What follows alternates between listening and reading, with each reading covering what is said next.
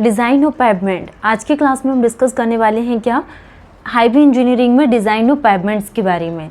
जैसा कि हमने यहाँ पे हाईवे इंजीनियरिंग स्टार्ट किया एंड हाईवे इंजीनियरिंग में हमने क्या डिस्कस किया, यहाँ पे पेवमेंट के बारे में डिस्कस किए थे। तो पेवमेंट में हमने यहाँ पे इसके सिलेबस के बारे में डिस्कस किए कि हमें क्या क्या पढ़ना है, पेवमेंट की कैसे डिज़ाइन की जाती है। नेक्स्ट हमने यहाँ पे इसके डेफिनेशंस के बारे में डिस्कस किए। डेफिनेशंस के बारे में हमने क्या देखा कि पेवमेंट क्या होती है जनरली एंड कितने टाइप से हम यहाँ पे पेवमेंट होती हैं। ठीक है, तो पेवमेंट दो टाइप से हम यूज़ करते हैं। First is the flexible, first हमने फ्लेक्सिबल के बारे में डिस्कस किया था एंड सेकंड हमने रिजिड के बारे में डिस्कस किए। तो दो टाइप से पेवमेंट होती है, first is the flexible pavement and second is the rigid pavement. Flexible pavement में हमने यहाँ पे इसके बेसिक इन्फॉर्मेशंस के बारे में डिस्कस किए कि डिफॉर्मेशंस कैसे कोज करते हैं एंड इसके लिए डिज़ाइन स्पेसिफिकेशंस क्या होता है। एंड डिज़ाइन स्पेसिफिकेशंस के बाद हमने ये डिस्कस किया कि लोड को जनरली कैसे ट्रांसफ़र किया जाता है। तो ये हमने इसके टाइप्स के बारे में डिस्कस किए कि flexible pavement and rigid pavement क्या होता है। देन उसके बाद हमने क्या डिस्कस किया यहाँ पे कि 4 लेयर्स के बारे में। First is the surface course के बारे में हमने बात की है। Surface course, layer number 1 surface base course, surface course, base course, सब बेस कोर्स और सब ग्रेड। तो ये 4 लेयर के बारे में हमने डिस्कस किए, सरफेस कोर्स, बेस कोर्स, सब बेस कोर्स एंड सब ग्रेड के बारे में। Layer number 1, layer number 2, layer number 4, third and layer number 5 के बारे में हमने डिस्कस किए चारों लेयर में। तो सरफेस कोर्स में हमने क्या डिस्कस किए थे, क्या इसके पॉइंट्स थे। बेस कोर्स के बारे में हमने बात की, सब बेस कोर्स के बारे में एंड सब ग्रेड के बारे में डिटेल्स में हमने डिस्कस किए थे कि इसमें जो पेवमेंट में अल्टीमेटली लोड टेकन किया जाता है वो सब ग्रेड्स के थ्रू हम यहाँ पे टेकन करते हैं, compacted up to optimum moisture content. And surface course क्या प्रोवाइडेड करता है, यहाँ पे स्मूथ राइडिंग सरफेस प्रोवाइडेड करता है एंड शुड बियर टियर। तो ये हमने चारों लेयर्स के बारे में प्रीवियस क्लास में डिस्कस किए थे। आज के क्लास में हम क्या डिस्कस करने वाले हैं कि पेवमेंट को डिज़ाइन करने के लिए जनरली हम कितने टाइप्स के पैरामीटर्स का यूज़ करते हैं। तो डिज़ाइन पैरामीटर ऑफ पेवमेंट के लिए हम बात कर रहे हैं, डिज़ाइन ऑफ पेवमेंट। तो what are the parameter required for design of pavement. तो डिज़ाइन ऑफ पेवमेंट में फर्स्ट हम क्या यूज़ करेंगे, डिज़ाइन व्हील लोड के लिए हम बात कर रहे हैं। डिज़ाइन व्हील लोड, फर्स्ट हम यहाँ पे डिज़ाइन व्हील लोड देखेंगे एंड सेकंड हम यहाँ पे स्ट्रेस के बारे में बात करेंगे, stresses in layer, stresses in layer. Design wheel load, stresses in layer and equivalent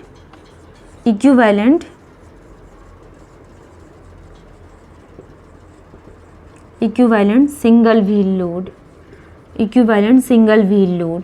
तो equivalent single wheel load concept and repetition of load. 4th number पे repetition of load, repetition of load के लिए हम बात करेंगे। And 5th is the tyre pressure, tyre pressure के लिए हम बात कर रहे हैं।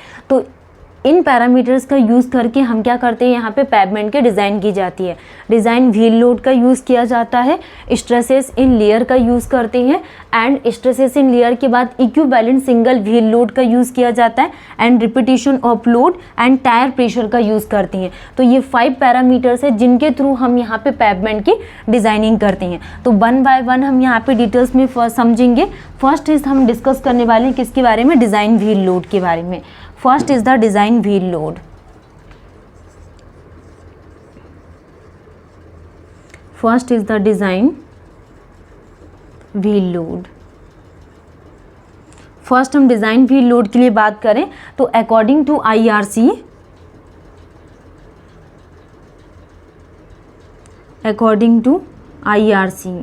IRC के according maximum permissible wheel load, maximum permissible जो व्हील लोड यूज़ किया जाता है according to IRC, maximum permissible wheel load कितना लिया जाता है, 8170। According to IRC maximum permissible wheel load is 8170 kg पर एक्सेल। 8170 kg पर एक्सेल यहाँ पे व्हील लोड का यूज़ करती हैं। तो ये डिज़ाइन व्हील लोड के लिए हमने बात की है। तो ये आपको ध्यान रखना है कि आईआरसी के अकॉर्डिंग जो मैक्सिमम परमिसिबल व्हील लोड होता है वो 8170 kg पर एक्सेल यूज़ करती है। Next parameter stresses at any depth, stresses at any depth Z. तो stresses at any depth Z के लिए हम बात करेंगे। It is important to know the way in which load is being applied. इसमें जो लोड को अप्लाइड किया जाता है, load is being applied, load is being applied on the pavement surface, load is being applied on the pavement surface. तो pavement surface में क्या load को ट्रांसफ़र किया जाता है अकॉर्डिंग टू वोज़नियाक्यूज़ थ्योरी है, according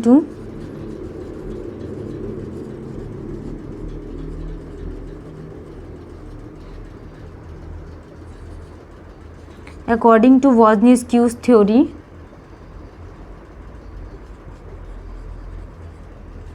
वोज़नियाक्यूज़ stress theory,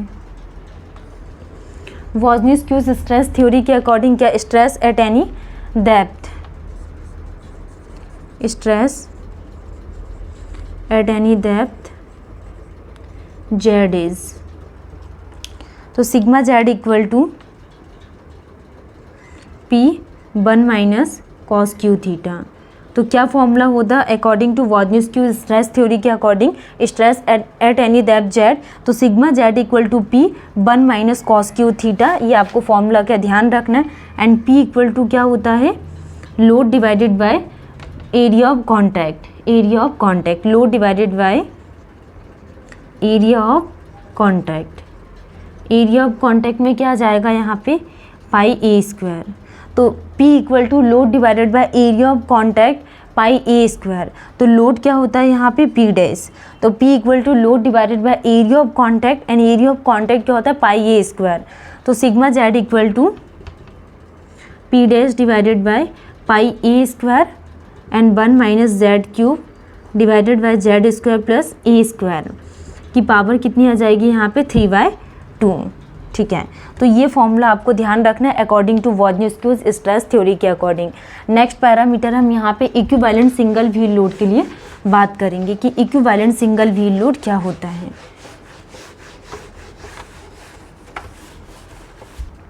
ESWL, third parameter is the equivalent single wheel load, equivalent single wheel load ESWL के लिए। तो हम बात करने वाली इक्विवेलेंट सिंगल व्हील लोड के बारे में। तो इक्विवेलेंट सिंगल व्हील लोड में आपको क्या ध्यान रखना है, D क्या है यहाँ पे, clear spacing between tyre, clear spacing between tyre, and S is the centre to centre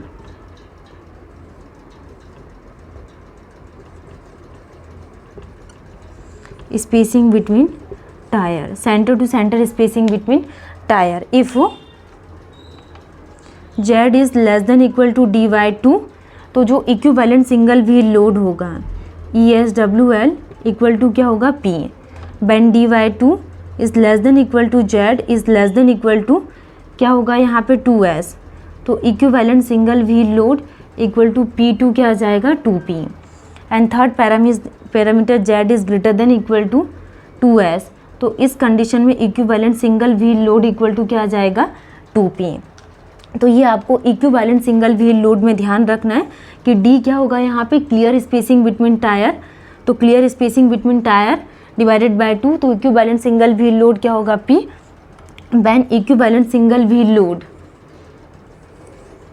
clear spacing between tyre divided by 2 is less than equal to Z is less than 2S। तो equivalent single wheel load P to 2P के बीच में लाई करेगा। And इस conditions में ESWL equal to क्या होगा 2P at different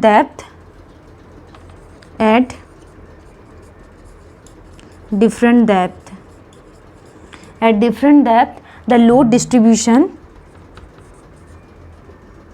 different depth the load distribution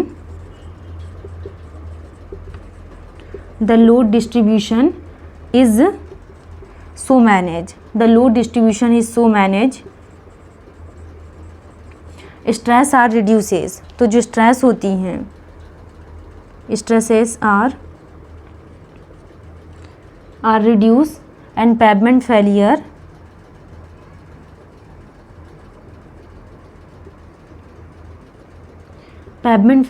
is avoided, और pavement failure को क्या करते हैं हम यहाँ पे अवॉइडेड करते हैं। ESWL is defined as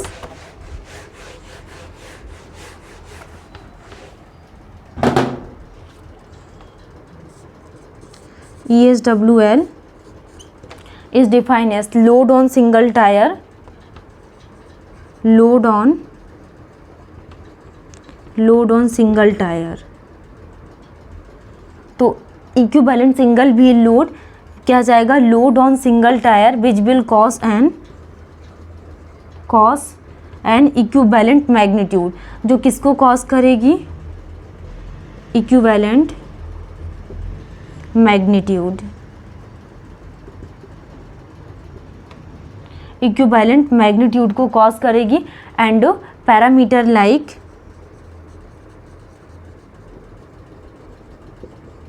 parameter कौन कौन से यूज़ किया जाता है, स्ट्रेस स्ट्रेन डिफॉर्मेशन पैरामीटर्स को यूज़ किया जाता है।